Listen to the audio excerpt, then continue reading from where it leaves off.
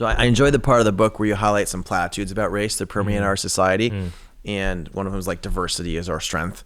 Like, why is that a dumb thing to say, and how should we be talking about it instead? Yeah, I think this is something a lot of people say, a lot of people want to believe, though I'm not sure if they deeply believe it in every sense. So for example, I've never heard anyone say that Earth, Wind, and Fire was great, but they really needed a white guy to round out their sound, or that like the Beatles were an excellent band. They would have been perfect if they had a Mexican guy. CEO and co-founder. Joe Lonsdale, the founding partner of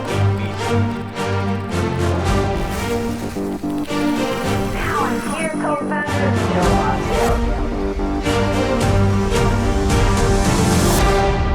Coleman Hughes is an important rising voice in America. His new book, The End of Race Politics, is a great antidote to a lot of the nonsense about anti-racism that we're seeing. He speaks with authority from his own experience and as a great intellectual. Coleman's an important voice for a lot of these issues we're confronting in our country. He's somebody I've been following for a few years. I'm excited for you to get to know him today. I'm Joe Lonsdale. Welcome to American Optimist. Coleman, thanks for being here. Good to be here. Thanks. Coleman, I want to start with Columbia University, which is all over the news. You attended Columbia, and in your book, you tell a story about an orientation where they separated the students out by race, which you thought obviously wasn't very helpful. Can you explain what happened? And also, like, is this part and parcel of like some of the anti-Semitism, of other nonsense we're seeing there? How's it all relate? Yeah, so when I enrolled at Columbia University, I think it was 2015, they had a student orientation, and they did this exercise where they had all the kids go to different corners of the room based on their race. White kids in one corner, black kids in another corner, Hispanic, etc. So right off the bat, I had to choose between black and Hispanic, which, there's no really principled way for me to choose there. You're kind of half each, I'm right? half, yeah. So I think I chose black for whatever reason. And the intent of this exercise was to somehow get us to reflect on racism with the assumption that the students of color were victims of racism and the white students had benefited from racism. That was the framing of this exercise. But the actual effect was just to make me now sort of hyper aware of my race. And other people probably around you too. Yeah, right. Like where I had gone into the room just, hoping to meet my fellow classmates, learn their names, learn something about them, see if if I have something in common, a basis for a friendship. Now I'm thinking, okay, so they now see me as the black guy and the victim of racism. That's how this is framing me. And I thought that actually had the opposite of the intended effect of bringing us together. I thought it made me, if anything, it made me almost paranoid about how I was being viewed now. And it drove us further apart, I think. As for the overall tenor of Columbia University and what's happening now, I think my experience at Columbia is, every week, almost every day, you would hear a student make some offhand comment denigrating white people. Mm-hmm. In 4 years there, I'm not sure I ever heard a student make a denigrating comment about Jews. Interesting. That tells me there's a general widely, I shouldn't say widely shared because a lot of the students actually didn't agree with it, but there was a spirited, kind of passionate sect of true believers that viewed everything through the lens of whiteness, blackness, oppressor, and oppressed. I made this point the other day, and I think it's a good way of crystallizing it. I remember when I was reading the arguments for and against slavery in the 1850s, when this was a very live debate in America among intellectuals. It's really tough for me to read the old Abraham Lincoln debates, Lincoln Douglas debates, because they both have to come from this side where they're on the white men's side, and they're both speaking in ways that are very offensive today. Oh, obviously. for sure. Yeah. Yeah, and but what I noticed and what I picked up on reading those debates is that everyone framed their arguments in terms of Christianity. The people that were against slavery were against it for Christian reasons. The people that were pro-slavery were for it for Christian reasons. That was their framework for the world. That was their whole framework for the world. Similarly, when I was at Columbia University, many students, their entire framework for what is right and wrong in this world was intersectionality. Yeah. Was whiteness versus blackness, white supremacy, oppressor versus oppressed. And they didn't even know how to make moral arguments outside of that paradigm. I mean, it really is to me a lot like, in some ways, it's a lot like a religion for them, right? One of the ways I like to quantify this, I don't know if you've seen, on average, women are more religious than men for 300, 400 years. It's like a known fact of sociology. It's an average. Yeah. And but that's changed in the last 8 years since the wokeness thing started going, where now women are less religious, but they claim they're less religious, but it's probably because this is actually doesn't identify as religion, right? Yeah, right. So it's an interesting phenomenon. No, that's a great point, and I think it gets to the heart of what religion really is. Politics can be a religion, in the psychological sense, at least. And I think one thing we're seeing now is young men and young women are having trouble dating because young men are considerably to the right of young women. It's really polarized a lot more since this thing came out the last 8 years. That's right. And this is one of the questions I've actually gotten most often at Q&As and from my podcast audience is from young men saying, what advice do you have on dating? Like, I'm trying to date, but also be honest about my politics. And those two ends are at cross purposes. I remember my college girlfriend went and there's a big thing for Al Gore, and I was not on that side, and and there was a big fountain hopping thing, and then they had this mourning thing when he lost, and it was something we disagreed about, but we were still dating and it was fine. I feel like today that'd be a lot more complicated. Oh, sure. I mean, my mom was a Marxist, my dad was a libertarian guy, and that wasn't viewed as that weird when I was growing up. I mean, it wasn't even that weird to have a husband vote one way and a wife vote the other way in the 90s or 2000s. It wasn't super common, but no one would go home asking, oh my God, how do Jeff and Mary make it work? How are they not divorced? Well, some ways it adds spice to the relationship if you don't agree on everything, right? Absolutely. Yeah, but it's almost impossible now. It's interesting because it comes back to something you said earlier. There's something about not offending people and not going against anything that would challenge them intellectually about their views that's really core to the ceremony you described at Columbia. You describe it in your book as well, where you first went down and first got exposed to this People of Color conference, and you're not supposed to push back, not supposed to challenge them. And for me, it's like I actually think people should have to experience things that are tough and even be offended by new ideas a little bit, because it makes you grow, it makes you stronger. But it seems like that's like a thing in general. You're afraid to offend, you're afraid to push, which I think for dating is also complicated, because a guy many times historically would try something and it's push, and maybe you get pushback, and that whole energy of trying things that you might try to ask, try to pursue you, that's seen as harassment now. So I feel like teenagers are hooking up a lot less, and I think it might be tied to this whole don't offend people culture, don't kind of go out of your boundaries type of thing. It feels like they're weaker in some ways. Yeah, no, I think teenagers are less experienced in every possible way, right? With sex, with relationships, with even they spend less time hanging out with friends than teenagers did a generation ago. So they have less social at-bats, you could call it. What is this tied to? Where's that coming from? Well, presumably there has to be a kind of unified cause of it all. I think Gene Twenge and Jonathan Haidt persuasively argue that it's social media and smartphones. Just the more time teens spend on those products, the less, by default, the less time they spend doing everything else, doing anything in person, including just hanging out with friends at the mall like American teenagers used to do, going to parties, and by default having sex, having relationships, just all of it they're doing less of.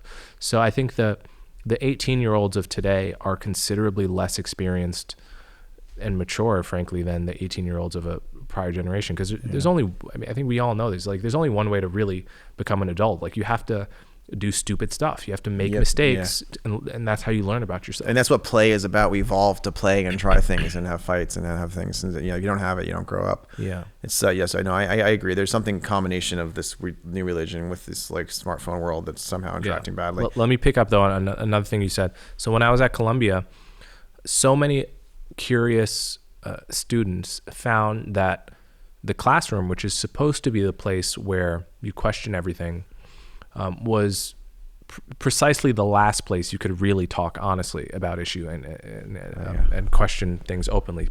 That would certainly vary depending on the professor. There's some fantastic professors that were like havens of open inquiry in an otherwise intolerant atmosphere. So I don't want to play that point too much, but a few of us founded a club called Colloquia because we actually wanted to talk about stuff, and you can do that in class, turns out. So we would have this weekly debate club, essentially, where we would even do this thing where, say we were talking about gun control this week, we would force half the room to talk about the pro gun control arguments and the other half to take the other side just as an exercise. And that club was got a reputation on campus for being, controversial and, it kind of had a stink around it. As this is part of this. Sorry, I keep saying religion. This is part of the religion is to demonize everything that doesn't just agree with it. Like anything that goes against it, you're controversial. You have a stink around you. It's almost like that's how they fight. Is use cancel culture for anything they would speak up. Right? You're automatically controversial if you're not just giving in and repeating what they say. Is my impression. Yeah, that's right. It's interesting, being at UATX today. The similarity between the ethos we were trying to cultivate in that club and the ethos that UATX is trying to cultivate, and also the difference between the reality and the perception. So the reality of that club is like we were extremely open to all political points of view. Yep. We welcomed, it was not right-wing club, right? But the perception from other clubs and other students is that this is right-wing club, right? Well, if you're not giving in to this extreme radical thing, relative to them, you're moderate. So you're right of them, I guess. Yeah, that's right. And if you're allowing conservative perspectives, you will be smeared as a conservative or right-wing organization, even if you're aspiring to be a big tent organization. Literally last week, I was in Washington, D.C., and we had a bunch of people speak on the right, and Trump did a video but then a bunch of people spoke on the left, and Schumer gave the keynote of this big event, and the guys at Politico who are on the way left, they're like, it's a MAGA event. Even though Schumer, like the head of the Senate on the left, was giving us keynote speak because we allow the right voices in. Right. Because, in their mind, you should only allow the voices from their side, otherwise you're on the right. And it's crazy how it works. I want to ask about your recent appearance on The View, if we can. Yeah. First of all, how did you get invited on the program? How'd that come about? Yeah, I'm actually not sure, but I suspect Sarah Haynes was involved, who's one of the co-hosts. Okay, because it seems like normally they don't want to. Speaking of these things, they wouldn't normally bring someone on who's a moderate like you. Yeah, well, I'm pretty sure Sarah Haynes is pretty moderate herself, and I think she was aware of me, and she must have lobbied to get me on. A lot of conversations about race can seem somewhat counterproductive. Kind of like arguing with Sonny Hostin or something. Do we need to have more conversations about race, or is there an argument for talking less about race and focusing more on music and sports and culture and other things? Yeah, there's definitely an argument for talking less about race. I think that if you go back and look at the time when race relations were the best, it was the first Obama's first term, measured as measured by poll results. That was a time in American history where the greatest number of people were comfortable with race relations, people of all races. The majority believed race relations were good. Black people believed on the whole that bias was going down and not such a big problem. And that was definitely a time when we talked about race less in the media. It was less of a big topic than it's been in the past 10 years. Reminds me of one of my old favorite shows, Star Trek: The Next Generation. They portray a future where you just don't think about it at all, which I always thought that was a great thing to aspire to. I'm now told that's really horrible. And that's the point of my book is there's been a very successful PR campaign against the idea of colorblindness, such that people no longer aspire to it, or the people that do aspire to it aren't courageous enough to say so publicly, have been cowed.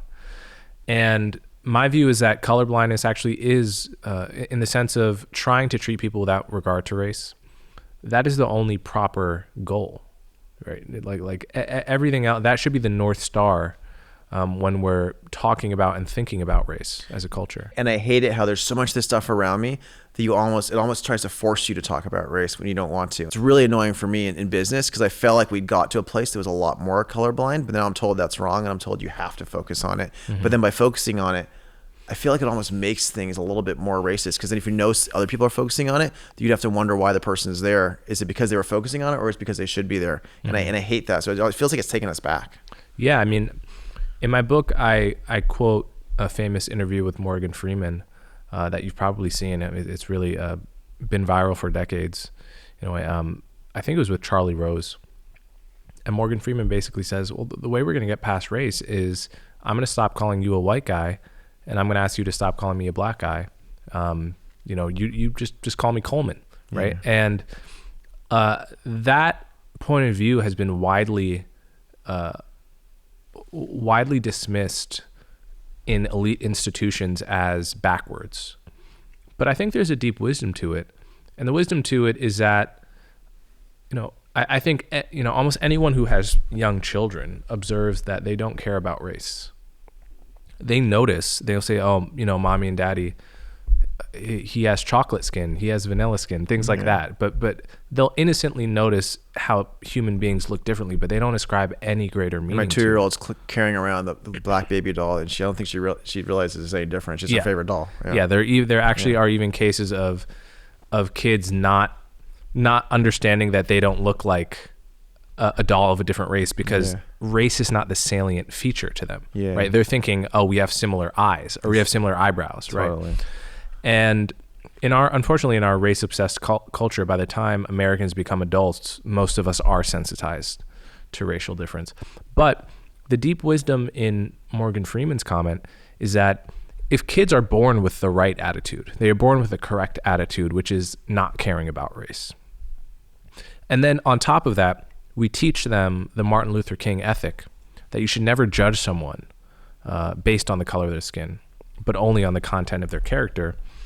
Well, I think you have, each generation is an opportunity to raise a set of Americans having a broadly ethical and sound point of view on race.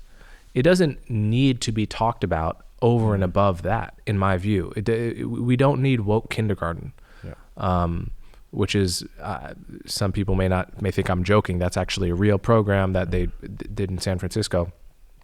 But we don't need Rob and DiAngelo coming to your kid's kindergarten and teaching about white supremacy and white privilege in order for kids to have the right attitude about racism. The thing I've learned about a bunch of the stuff that goes on the extreme left is a lot of it seems to be tied to these frameworks from Marxist type activists, that part of the revolutionary framework is that we have to learn to kind of hate our own history and to dismiss it in order to overturn the entire society. So I think a lot of it, they're not actually even themselves believing that they're helping race relations, but they are believing that they're teaching kids to hate the U.S. and hate our past, which they can then use to transform the future. Is that something you see at all, or what do you think of that? It's a good question. I don't know exactly what the agenda is, but I do know that academics, academic institutions have a point of view on American history that is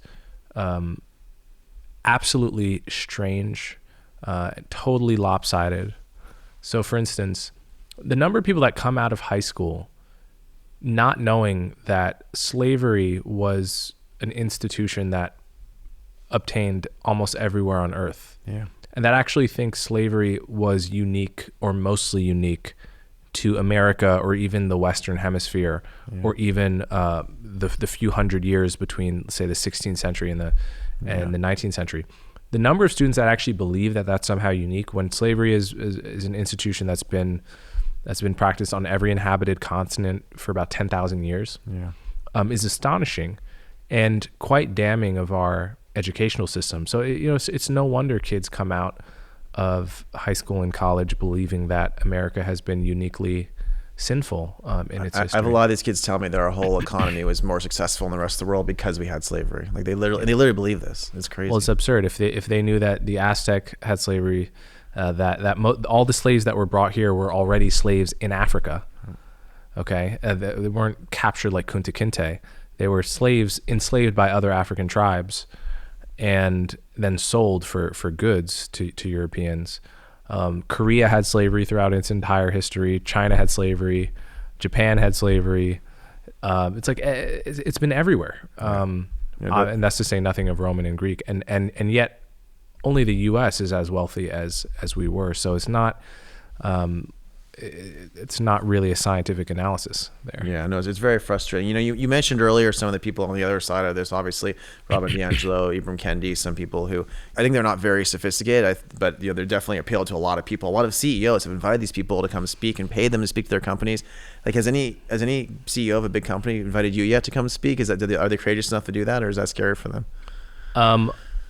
One or two, but there are people that are probably friends of yours that you know that are very much CEOs in your specific network and are the exceptions to the rule. Do you think is that changing at all? So one thing since October 7th has been really interesting. A lot of people on the kind of moderate left have seen like more and more crazy things coming out of the far left, and so I'm hearing from a lot of them that they're really disturbed and perturbed by this, and a lot of people have woken up and like even like asked me to catch up and apologize to me for not kind of pushing back on the craziness in our society. So I feel like a lot of people in the competent part of our world, the business world, are finally realizing how dangerous this nonsense is, but I feel like our institutions are still like completely captured by this whole woke thing. And so I mean, so these people have woken up. I mean, are you seeing any shift at all in this conversation and with people you know, and overall, or is it really just the small networks? No, I think there's definitely been a shift. I think that whether you want to call it wokeness, DEI, or intersectionality, it peaked in 2021 and 2022, kind of in the shadow of George Floyd and BLM protests and riots, and it has declined since then. I think there's no doubt about that. That said, we're not where we were even in 2011 or 2012. Yeah. We're actually not back to the pre-Great Awakening status quo. So the analogy I make is like in 1946, you can be like, oh, well, violence peaked last year. Like it's still a pretty violent world, actually, if you look around the world. So, there's no doubt that October 7th, the reaction to October 7th, before Israel had even dropped a single bomb, that you had people siding with Hamas, that you had the stark hypocrisy of college presidents laid bare before Congress. Yeah, they're so eager to prevent any minor offense at all, and then they were found free speech right away for everything. It was crazy. Yeah, I tweeted recently that a few years ago when I was at Columbia, there was a kid named Julian von Abele who went on a rant outside of Butler Library, probably mere yards away from where the encampments were a few weeks ago. And he went on this rant about how much he loved white people and the civilization white people had built. And he seemed a bit drunk, and he made clear that he wasn't denigrating any other race. Just he's proud of his own race. Yeah, he said, I don't hate anyone else. I just love white. I love white people. It's a dangerous thing to say. Yeah. So this was caught on video, went viral throughout campus. He was actually banned from Barnard's campus as a result. Wow. Though it didn't actually happen on Barnard's campus. But they just banned him preemptively, just to show. They banned him anyway. And if I recall, I was one of the very few people, if not the only person, to publicly defend him. Not because what he said made all that much sense, but because he absolutely had the right to say it. He didn't hurt anybody, and I believe in free speech. There's a free speech thing where he wasn't actually denigrating people. No, he was actually careful not to. And they ban him for that, but then they don't ban people attacking and calling for violence later. That's right. They don't ban people who say globalize the intifada or from the river to the sea. So when I defend the free speech of pro-Palestinian protesters, which I've done, no one can call me a hypocrite.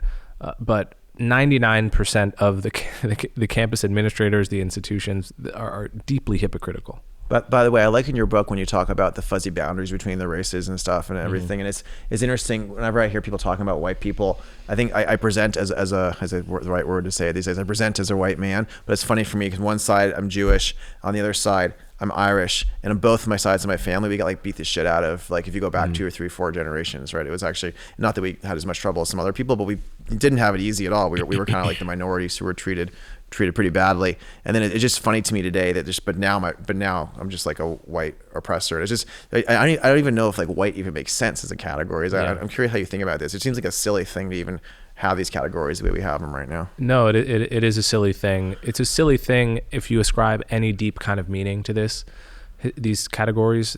I go through this point by point in the book. Race is not correlated with who's poor and who's rich, or rather it's correlated, but it's not the best proxy, right? Mm-hmm. It's much better to simply look at people's tax returns and income if you want to see who's What's rich. the funny thing about all the rich black kids who get all the preference getting into places? That's right. That's right. So it's not the best proxy for economic disadvantage. It's not the best proxy for historical disadvantage, as you just showed.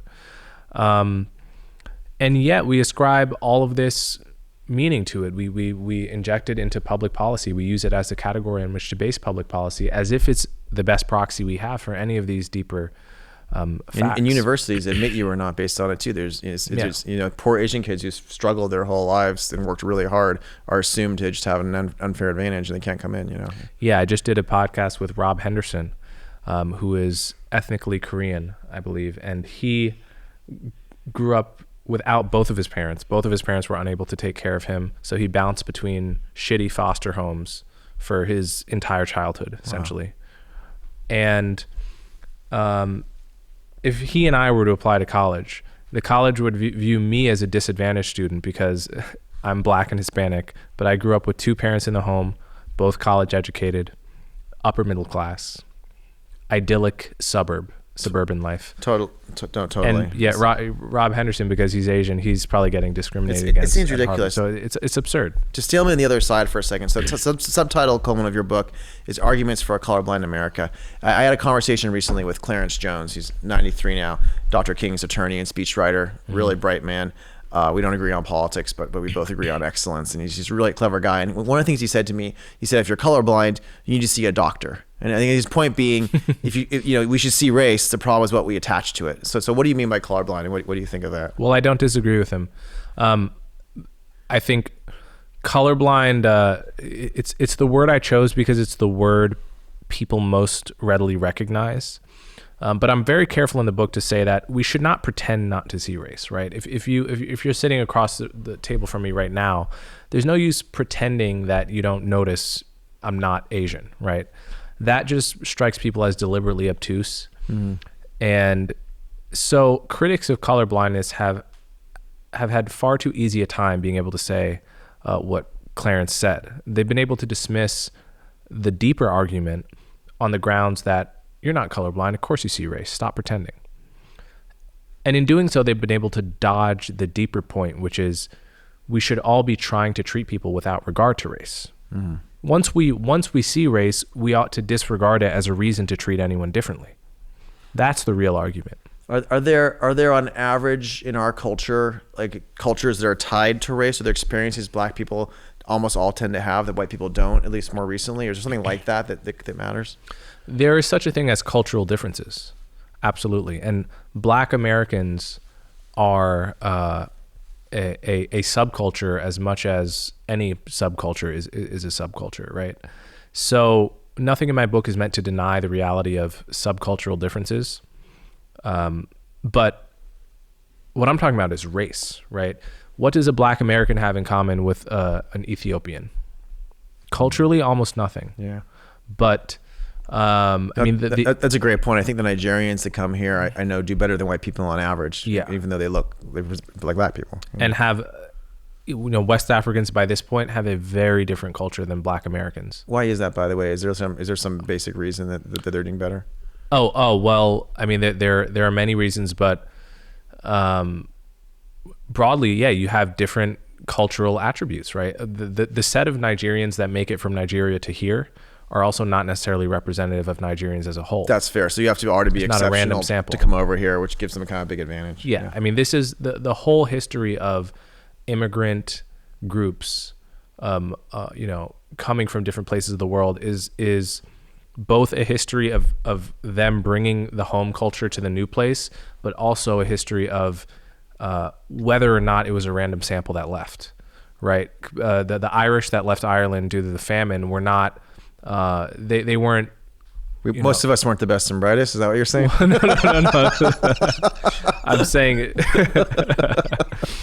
it wasn't that you had 0.1% of people able to leave, and it was all the the most privileged, right? No, it was course, yeah. People driven out. Well, I do think there's something about like the Indians that come to America have tended to be on average some of the most exceptional out of a billion people, right. And they've really done well here. But it's kind of what you'd expect, whereas other groups is different. Yeah. Right, and if there were a famine in India that drove half of India here, they'd need affirmative action, or maybe not that. There'd be a different set of cultural attributes on average. Yeah. And so this is the history of every immigrant group is inflected with these variables, and it leads to highly disparate outcomes in every case. So one of the things you argue is that our society should stop focusing on race and public policy, but focus on socioeconomic status instead. Yeah.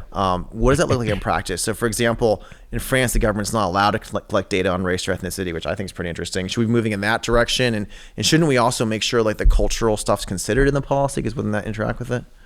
When you say the cultural stuff, Well, for example, if different cultures have different challenges, I get in huge amounts of trouble for calling this out, but like different Right. cultures have different rates of out of wedlock birth, for example, Right. which seems tied to things. So like, are there cultural attributes that overlap sometimes with race that should be thought about in public policy, or is that inappropriate? Like, how do you pull that no, I don't apart? think that's necessarily inappropriate.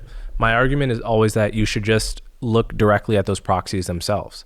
So if you're a college admissions office and you want to help disadvantaged students get in, okay, that's fine. But don't equate blackness with disadvantage. If you want to ask if someone grew up with a single mother, ask if they grew up with a single Or mother. if they grew up poor or whatever Sure. else. But don't assume it.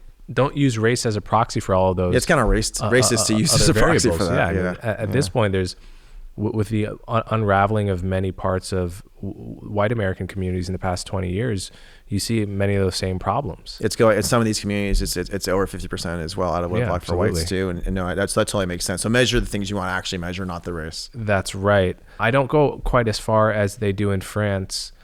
I don't think we should necessarily prevent the government from legally being able to ask those sorts of categorization questions necessarily. But we should just not accept and not politically reward policies that do categorize us in such ways. I call them neo-racists. The neo-racists say that meritocracy is unfair to minorities. Like, what's the best counter argument? That meritocracy is unfair to minorities. That's what a lot of them say now. Yeah. Well, meritocracy, properly achieved, is the definition of fairness. There's also quite a bit of research that finds, I think it was Broward County, Florida, was a famous study, found when they took away standardized testing and then re-implemented it, they actually ended up, because of when they reinstituted universal IQ tests, that is, they actually ended up identifying more talented, disadvantaged minority students as a result. Really? That's than when great. they did not have IQ testing, because this is also true. This is part of the reason why the argument against standardized tests has made so little sense, is because if you're a bright black kid from a disadvantaged neighborhood, single mother, what are the odds that you did 6 extracurriculars and the rowing team and were president of student council? It'd be much harder for you. Yeah. And have flawless college essays that were, half written by your parents or by a coach, and you had a tutor tutoring you how to apply to Ivy League schools? Very little. Yeah. But if you're bright, You might have aced the you can test. show that on an SAT or an ACT. Yeah. If you have natural ability. And so in many ways, and this is, for instance, my mother was born and raised in the South Bronx back when that was almost code for, like, this. The way people talk about the South Side of Chicago today is how they talked about the South Bronx then. And she got into Stuyvesant on the basis of standardized tests. Amazing. So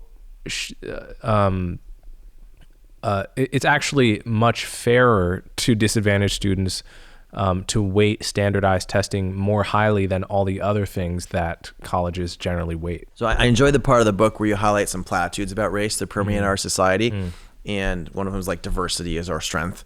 Like, why is that a dumb thing to say, and how should we be talking about it instead? Yeah, I think this is something a lot of people say, a lot of people want to believe, though I'm not sure if they deeply believe it in every sense. So for example, I've never heard anyone say that Earth, Wind, and Fire was great, but they really needed a white guy to round out their sound, or that like the Beatles were an excellent band. They would have been perfect if they had a Mexican guy.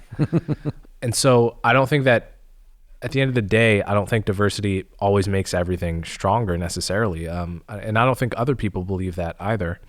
My view is that diversity inherently is neutral in most cases. It's neither good nor bad. I know certainly, for my podcast, if I'm looking to hire someone to do a task, I don't care what they look like. Yeah. I want to see how good at the task they are and how much they charge. And so I would make an exception, however, for certain professions where racial diversity might contribute to your ability to do the job. So for example, if the NYPD for some reason were 99% white, Yeah, they would need more diversity to do their job. I mean, I think it would actually hurt their ability to effectively police Black and Hispanic neighborhoods because they just wouldn't be trusted. They'd be seen more as outsiders. That's right. Yeah. So that's an exception. I think that proves the rule. Most jobs are not like that. I buy that. It's more of a neutral thing. We shouldn't be focused on the race. Yeah. Let's end on solutions. You studied jazz trombone at Juilliard, right? And you still play professionally at clubs in New York. I'm curious. Is there anything about the history of jazz or music as a positive force for racial integration? Is there? How do you see that? Oh, absolutely. I mean, I think as a matter of historical fact, jazz was much more integrated than the rest of the country was at an earlier time. If you wanted to experience racial integration, there was no better place than to go to a jazz club in the 1940s or 50s. There's something inherent about the pursuit of a higher aim in an art that allows people to transcend superficial differences. These are like a merit-based thing of arts and athletics and all that kind of stuff. Athletics is similar. Insofar as you allow people of all races to participate, you'll find that there are geniuses of every race, and that it's pretty easy. It's easy to, everyone kind of knows genius when they see it or hear it.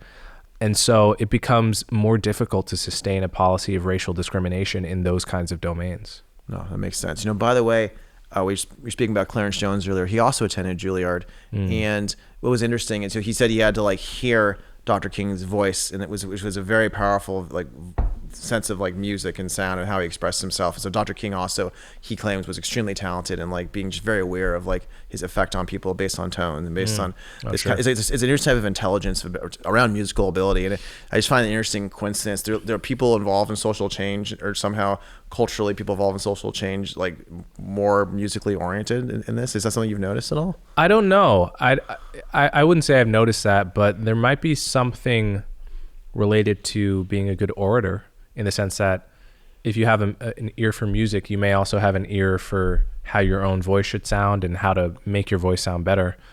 Bayard Rustin, they say, was a great singer. Paul Robeson. I mean, many people. That's amazing. Yeah, it does seem like culturally it's an important part of the Black community. People are really good at music and really good at being an orator. And there's also preaching, of course, which is tied to it as well. Yes, absolutely. I love that. So zooming out, Coleman, what's the best way for us to be acknowledging the sins of America's past, but moving forward in a way to unite people? What works best? How are we going to move forward together and get beyond some of this mess? So I'm in favor of symbolic acknowledgments of America's past. I think I'm in favor of the fact that we have an African American History Museum in Washington, D.C., Smithsonian Museum, that has a huge exhibit on slavery in the Middle Passage. I'm in favor of the fact that Juneteenth is a federal holiday. Yeah, I agree. Celebrating the end of slavery, one of the most significant moments in American history. We're proud of that here in Texas because that was, it was proud of it necessarily, but it's proud that holiday came from here because it was where it last finally got to, and so it's an important thing to celebrate. Absolutely.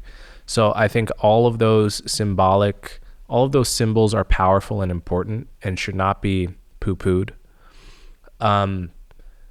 However, I think there's a desire by some to use the levers of public policy to undo the effects of slavery.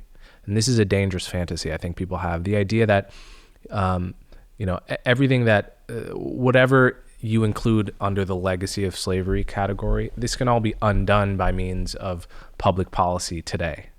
That creates new people to discriminate against, new people to discriminate in favor of this quixotic fantasy of somehow undoing the legacy of a massive, hundreds of years of history.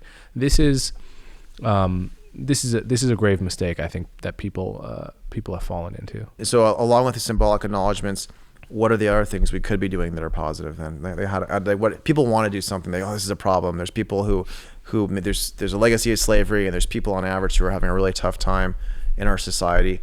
How should we be engaging with that and helping them? Because there are people, it is true, there are people who have Black skin who on average are having a much tougher time and who are from families that have experienced some really tough things not even that long ago, right? With the redlining, with all the rest of this stuff. So what should we be doing in response to this if not what these other activists are doing? So what we have to do is focus on who is struggling today and use public policy to help those people. My ancestors were slaves in this country. I don't need help. My kids are not going to need help. My kids are going to be upper middle class, And so to separate these two projects, the one project is reparations style payment or delivery of some benefit to the descendants of slaves who span the socioeconomic spectrum from the poorest people in America to people like me, right, who do not need the help. And then I know some black friends much wealthier than you too. Oh yeah, of course, yeah, exactly. And so those people do not need the limited attention that the federal government and state governments have to give towards assisting people who actually need help. That's not a worthy project in my view.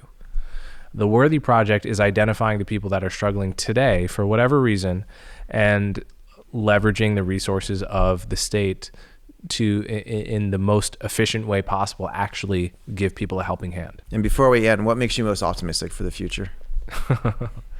I guess what I said earlier, the fact that each new generation is, the fact that children by default have the right point of view on this kind of thing, and that each new generation is therefore an opportunity to enshrine the colorblind ethos once again. Well, awesome. Well, that's a great note to end on. We'll make sure we post the copies of your book. People should order it as well. An amazing book. Thank you for coming, Coleman. Thanks for having me.